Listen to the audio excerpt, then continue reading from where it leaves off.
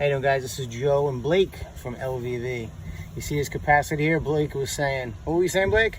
This is leaking all over my hands. That's right. He was getting all girly on me. He's like, what's this oil? Anyway, no offense to any of the girls in the industry. I'm sure they're even better than me. Anyway, so you see this here, this capacitor. I was trying to look at the top, show me the top. I was seeing if it was blown up here or the bottom. Sometimes the bottom is all blown up, but it's not. So what happened was it actually broke loose right here. So instead of blowing outward, up and down, vertical, it blew out sideways, and now it's oozing through. So we're gonna change out this capacitor and get this Goodman unit running for this nice gentleman. Okay? We'll show you.